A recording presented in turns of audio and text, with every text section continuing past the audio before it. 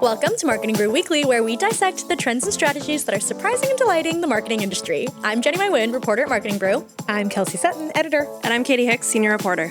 So Katie recently talked to the Staples Baddie, who is a retail employee that's really changed Staples' entire online image. But is an employee as influencer a sustainable social strategy? Let's get into it.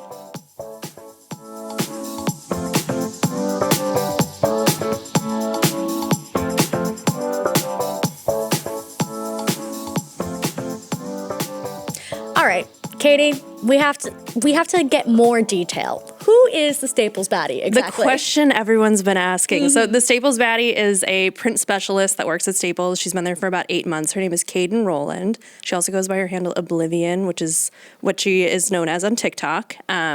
But yeah, she's been posting about her job at Staples since January and has gone viral multiple times for telling people about how they can make mugs at Staples or get their passport renewed or print things that maybe they didn't know they could print. So yeah, just by sharing what Staples has to offer, people have been eating up her content. I love the mug spotlight in particular because I feel like we have a mug. We love our mug.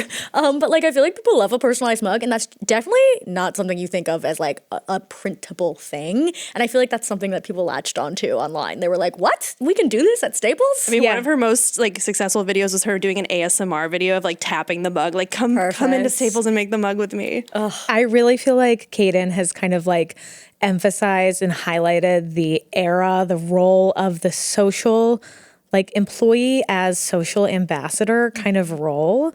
And Katie, I feel like you talked to her so much about what works, what has to happen to make this successful. And we've also seen brands not really succeed in this sort of space. But first, visibility is so important. Wouldn't you guys agree? I know. It's why I refuse to buy any camouflage print clothing. Campaign visibility, silly. But yes, camo is out. Disney Campaign Manager helps you get clear reporting and always on dashboards for your campaigns. It's like a live control room where buyers see what ran, what worked, what to do next without black box guessing. It helps you launch and manage streaming TV campaigns across Disney+, Hulu, and ESPN, all in one place without juggling complicated workflows. You can even make adjustments on the fly and optimize while your campaign is live, not after it's over. Get started today at DisneyCampaignManager.com. DisneyCampaignManager.com for real control and real results.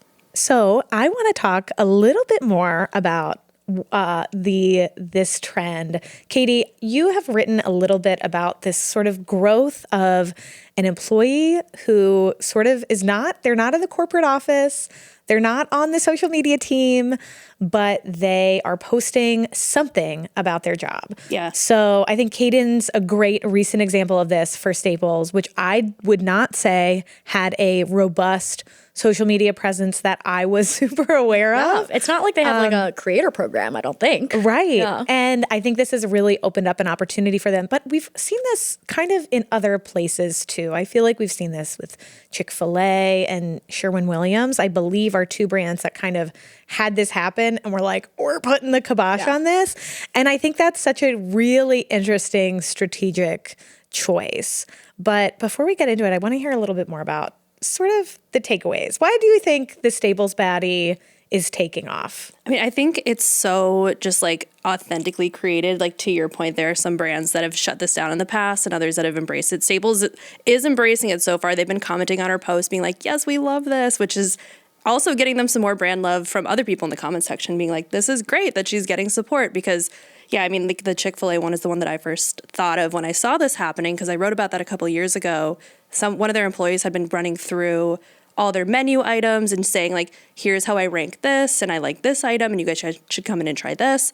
And Chick-fil-A was like, do not post anymore. And in response, that employee went off and got brand deals with Shake Shack and El Pollo Loco and like they were like, by all means, promote our chicken items. So yeah, I mean, Staples has been embracing this, which I think is good. It's interesting to me that a couple of these brands that you've just listed off that like have had this kind of phenomenon happen, because it's not like they're soliciting this content from their employees, right? Are like very everyday brands, right? Like Staples is something that is at like every strip mall, I feel like, and Chick-fil-A, fast food chain, even though like they didn't embrace it, but it's interesting that it's like a brand that anyone can engage with, and that I do feel like is the magic of this particular type of content, that it is a regular person who is a regular retail employee. It's not someone who's hired to do social media. It's not someone who's like thinking about every word choice or every angle or like making the brand look good in like that corporate polished way. And I feel like that's what audiences really gravitate to. And I hope that that's something that they appreciate on the corporate side. Yeah. I mean, Kaden I talked to her about just like what's the magic that she thinks behind this. And kind of one of the things she said was that it's like, it's all about the spontaneity and it's all organic. And I think we have a clip of her advice to other marketers on how they can replicate this. If I put too much thought into it, I'm afraid it won't be genuine. So I'm like, I'm gonna just like do it as if I'm talking to a customer that I've known for years and they come in and they're regular. So I was like, I'll keep that theme with my videos, and that's what's worked. And I encourage other brands to do the same. Don't stop making whole meetings about one single video. Just do the video. Have a base concept, a single thought that's like, this is what it's about, and then just. I love that. And I think that she really captures what so many marketers are chasing. But it's like, what are you chasing in theory and how are you executing in reality? And there's usually like an ocean of difference, right? Because it's so easy to say, let's just run with it and go with it and it's going to be great. I do think there's another layer of complexity because she's not on the social team. She's not necessarily like perfectly trained. You're so right, Jenna. That's what audiences love. They love authenticity. They love genuine people it feels it's not scripted. It's not overly polished or overly practiced. It's just kind of like, she's like, I'm just going to show you how to get a passport photo, or I'm going to show you how to make a mug, or come look at some of the stuff we have here. And it's really, because it's not perfect, it really makes people want to keep watching because it's so fun and it feels very full of personality, versus you can say that in a meeting, but then you have 6 more meetings about it.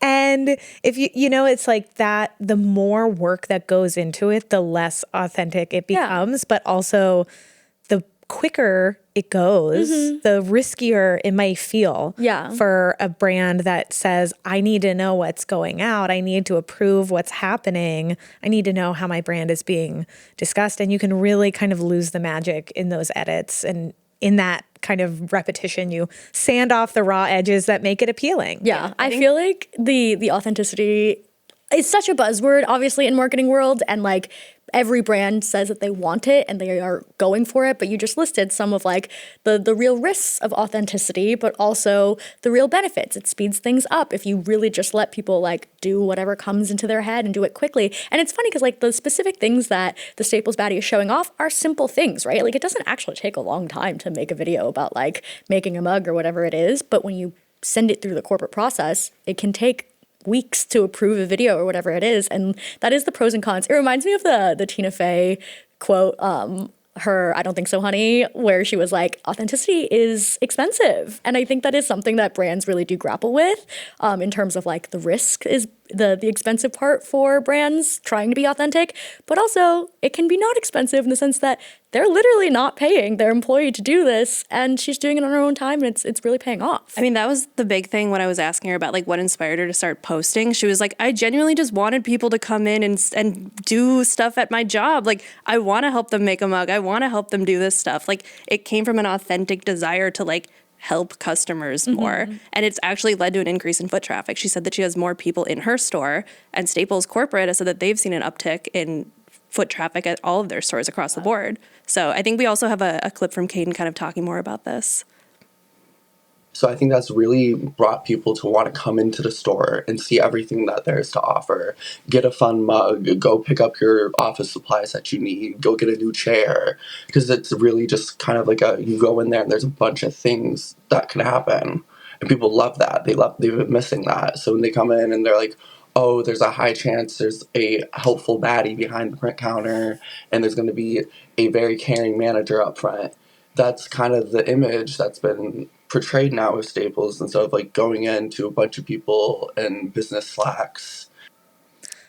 Ultimately, the people crave crafts. And, and also they wanted baddies. Yeah, they want to talk to people. Yeah. Yes, we love our helpful baddies. I love this, and I think that Caden's point here is so on the money in terms of people are craving in-person experiences. And I think that retailers like Staples, but not just Staples, have a real opportunity to capture and capitalize on this. And we've talked about this on the show before as, experiential in-person events, ways to kind of engage with the community. But even just going in and having an interesting shopping experience, talking to somebody who's helpful, making something in person, getting something you weren't going to get, you don't get that on Amazon, right? Like the joy of a retail experience, people crave a mall.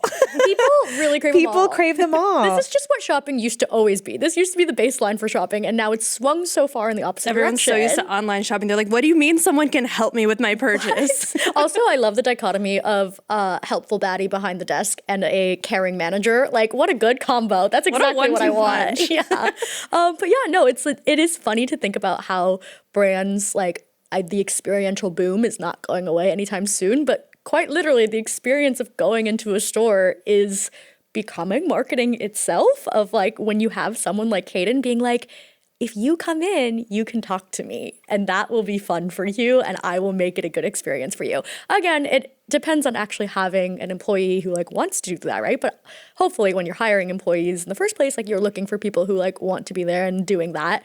But I do think it's remarkable how much Caden seems to love her job. And that is a key piece of this too, because that's what is inspiring her to make these videos. Yeah, I think it's interesting, just as a larger trend, Caden didn't start this trend. And I mean, other brands have noticed this too. Last year, Ulta released their, I think it's called the Ulta Beauties program, where they have 30 of their employees ranging from cashiers to store managers making content on their behalf, because they realized people who are making Ulta content were driving results for the brand. So they were like, okay, we're going to create this program.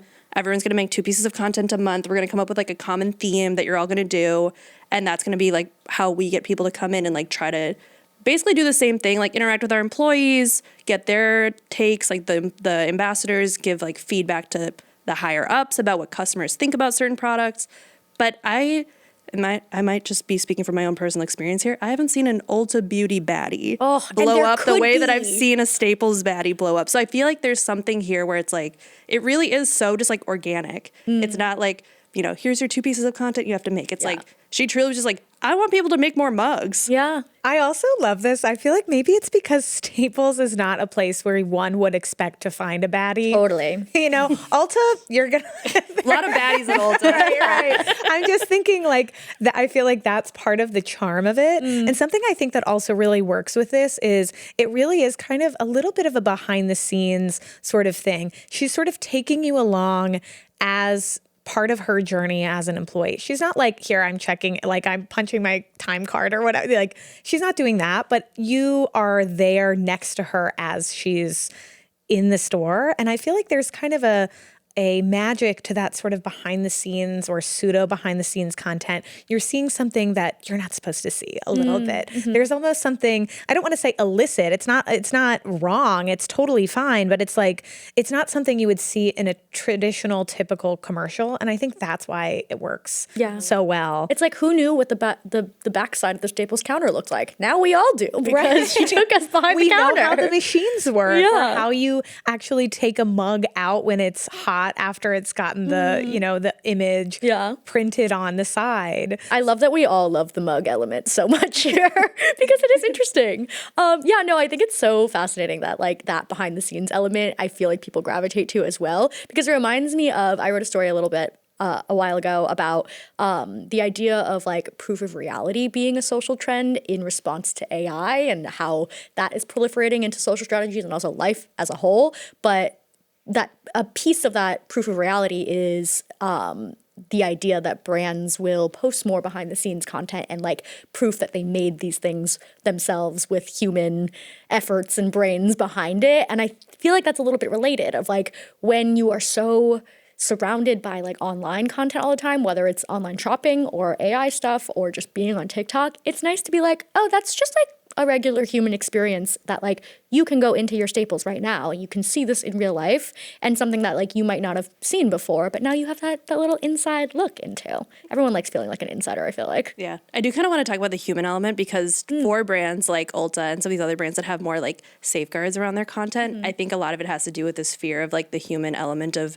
making a mistake or saying the wrong thing or, you know, having your brand associated with something with a message that maybe you don't want it to be associated with. So I do want to kind of dive into like why some brands might not want to do this and what the risks are. Yeah, because there is real risk for sure. Like you said, it's a person who is just oftentimes, it seems, doing things off the cuff and like with that real authentic edge, but authenticity is expensive and every brand wants to control what their brand image at the end is at the end of the day. And I think a big piece of that risk is the fact that someone like Kaden is posting all of this on her own account, right? It's not on the Staples account itself. She has control over that account and she can post whatever she wants, Staples related or not. But like and I'm not saying that she has done this or I doubt that she will. I'm not placing this upon her, but like imagine she or anyone like her posted something that like the brand didn't agree with politically, socially, whatever it is. Now you are associated with that. What do you do with that as a brand? Is it a risk that you're willing to take?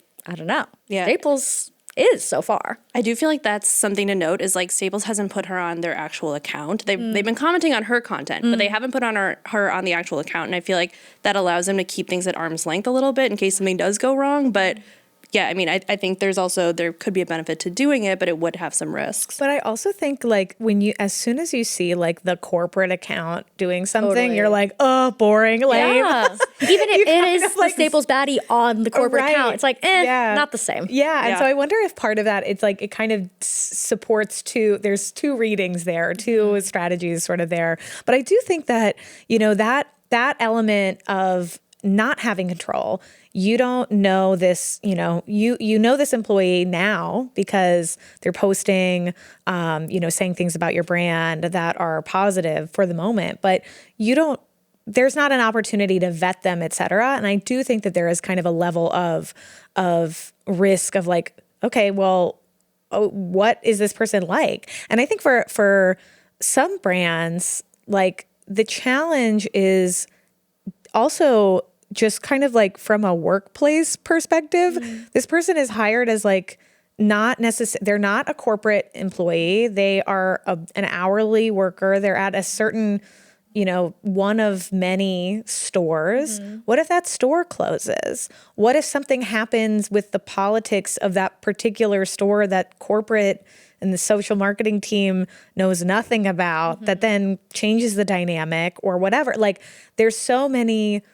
Does their work agreement with the company change? How does it change? When does it change?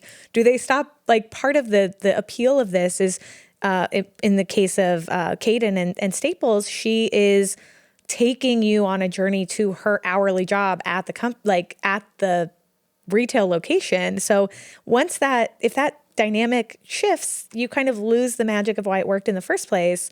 But also she's creating a lot of value. So it's like, there's a lot of, I think, questions in terms of like managerially, like what do you, when an employee like this emerges, and I think in Staples' case, like this is a gift, like, like she is doing amazing work for them, but what does that mean for the relationship? And I think brands have to like a team, it's not as simple as just saying, okay, great. Like we love this. There's have to be other conversations. Like when does this person work? When are they scheduled? Yeah. Like what if they say, hey, like, are you going to give me better benefits or hours or whatever? Like, or compensation can I for the work that I'm making? Exactly. Yeah. Do I eventually move up, et cetera? So it's like, there's a lot of just like personnel questions, I think, around this. And I think some brands might look at that and go, that's not too much.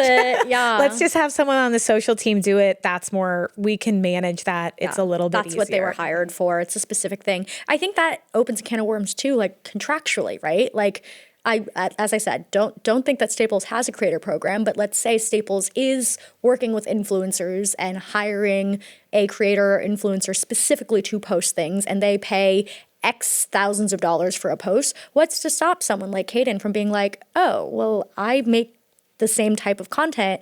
I should be entitled to compensation for this particular thing. And if you are paying influencers and creators a specific rate, what is the argument for not also paying your retail employee that? But that totally changes the relationship. It is no longer an hourly retail only type of job. You are in a like individual contract, which I don't know if there's precedent for that. Like it would be something that you kind of have to like just wade into the waters and figure out, which sounds messy, which I don't know if it's worth it. I advocate for paying your employees what they're worth, for the record, but it is definitely like new waters that a company would have to figure out on their own. Yeah. So the way that Staples has handled it so far, I asked Kaden if she has like any like social ambassador role that she's added to her title or any like additional expectations to do with social now as print specialist. And she said no, but Staples lets her take any brand deal that she wants as long as it's not with another office supply company. So she was like, I'm booked and busy, her words. She's like, I'm doing so many events. I have so many brand deals. Like I'm going to all these different things. She was traveling when I talked to her. Like it sounded like she was happy with the compensation that she was making on top of her role. But yeah, I mean, once the hype dies down, if she's still making content and that remains her most, impactful content online, yeah, I mean, Staples might have to be ready to consider giving her additional compensation. Yeah. And I think this kind of brings us into a really interesting point I want to dig into with both of you, which is kind of like it works so well for Kaden at Staples because she genuinely loves her job. You said this earlier, Jenna. And it's like as soon as these questions start happening, like you don't want to risk that. But Katie, I think that when you talked to her a little bit about kind of why like the love of her job is like key to this. And I think we have a clip that we pulled from that interview. If you don't have someone like me wanting to go out there and make content about your company, you haven't made someone feel that way. So that's how you do it. You have to be actually a good company in order for this to work at all, because you need to have someone like me who's authentically loves the company. I just love my job because it's a fun, amazing, it's the best job I've ever had. I feel like that this calls back to what you said earlier, Kelsey. Like there is such a charm about how much Kaden loves like her Staples job. Like it is not a sexy job. It's not like it's an office supply store. And just hearing her say like, I genuinely love my job. I really do agree that that's a key piece of this. And how do you as a company kind of like foster that? A, because you want a good culture for your company, but B, because it could lead to something like this that is like obviously good marketing. Like someone like loving their job so much that they're like, yes, come hang out with me, come see all the things that my store offers. I'm going to make content for you for free. That is a certain element that clearly has to exist here. Yeah, you can't treat your employees poorly and then expect them to go on camera and talk about, I love my job so much without it looking like a hostage video, basically. Like people can read the authenticity behind someone's messaging, and especially when it's like created organically like this, like people can tell. Yeah. Okay. The hostage comment reminds me, it's in a related manner here. This is an interesting strategy because it's employee as content creator, but we've also seen brands try to do like C-suite as content creator. I mean, we just talked about the We burger just wars. did. Yes. The McDonald's CEO famously kind of flubbed his time on camera. And I think it's such an interesting like dichotomy of reactions, right? Like people are loving seeing like this retail employee in front of the camera, and then we get CEOs on camera that are like vetted and like put there purposely, and audiences are like, who relates to a CEO? Why is he here? Yeah. So I think it's interesting that like both of those things can happen simultaneously. I feel like Kaden really embraces, or kind of she owns like relatable optimism. Yeah. So many people have worked a retail job or like like a job that maybe is not like the girl boss vision of the future, but you know that like a good job's a good job, and if you like what you do, you're having fun the whole time. And I think that because she really owns that and embraces it, it doesn't necessarily even just make people want to go to Staples to make a mug or get their passport photo or buy some pens. Maybe somebody's like, maybe I should go work at Staples. Yeah. It almost like works as a recruitment tool. Totally. And I think that's, again, but you can't, I think it's almost easier for a brand to find videos of somebody saying, I hate my job at blah, blah, blah, and like fire them and delete the video. Like that's almost easier because it's like, just like, no, you're just saying no. But like, it's obviously like the worst, the not an ideal situation. It's so much harder to build a company culture from the ground up where people are coming in and they're like, I love what I do and I want to tell the world about that. But that's such a special thing. Ultimately, she was radiating joy in a way that the McDonald's CEO was not, while taking the world's smallest bite of a burger. And you would think that like you would find joy in eating a burger, but I agree. I don't think he did in that That moment. little man does not eat burgers. Whereas Kaden uses those office supplies for sure. Yes. Oh, yeah. Well, I feel like, as we said, a key part of this is that like Staples itself is not like a brand that you think of that this would work for. So I'm curious what you guys think. Is there another like unsexy brand that could benefit from this type of employee enthusiasm on camera as social strategy? I don't think they need the additional publicity, but I would love to see some like Costco employees post. Costco famously treats their employees pretty well, and I think it could be fun to see like what benefits they get and what Low it's like risk working for as a Costco worker. Yeah. But if it's like, come with me on a Saturday morning when the entire population of New York has descended on a Costco. No, Might the Brooklyn be one's so terrifying. scary. The 2-floor one is so scary.